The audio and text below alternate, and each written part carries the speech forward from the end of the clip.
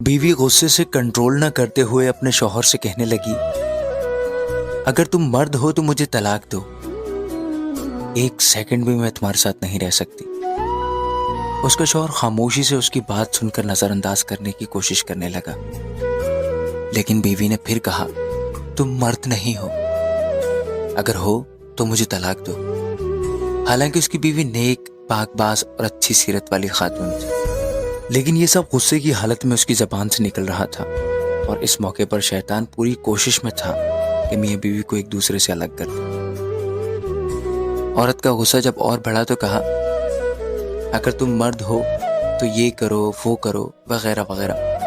आखिरकार बीवी ने कहा, मुझे अभी तुम्हारा जवाब चाहिए और तुम मुझे इसी वक्त जवाब दो।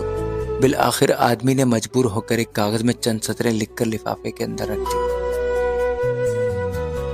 उसके हाथ में पकड़ाते हुए कहा, जाओ, फी अमान अल्लाह।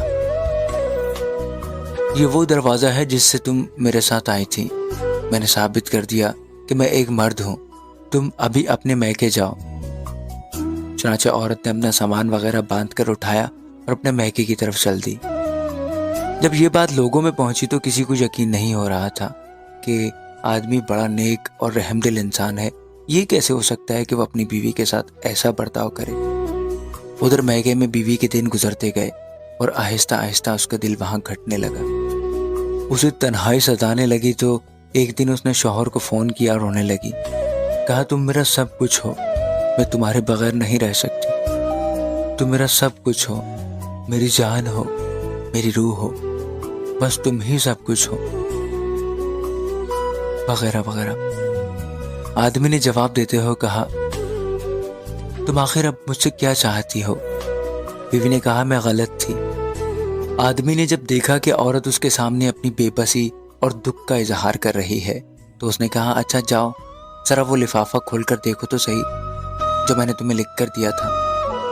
औरत फ़ोन को होल्ड पर रखकर उठी और उस लिफाफे को खोलकर उसमें मौजूद कागज़ के टुकड़े को देखा तो उसमें लिखा हुआ था, अगर आसमान ज़मीन पर भी गिर जाए तब भी मैं तुम्हें हरगिज़ हरगिज़ तलाक नहीं दूंगा। ये था असल कागज़ जो उसने इस वक्त बीवी को दिया था, लेकिन बीवी ने समझा था कि उसमें तलाक लिखा होगा। जब बीवी ने कागज़ पढ़ा तो रोने लगी और रोते हुए कहा, ऐ मेरे सरताज, आप तो मर्दों के मर्द निकले। बहनों और भाइयों, देखें किस तरह कहानी का रुख बदल गया जब शौहर ने अपने गुस्से पर कंट्रोल किया और अपना घर बर्बाद होने से बचा लिया। यही है असल मर्दानगी।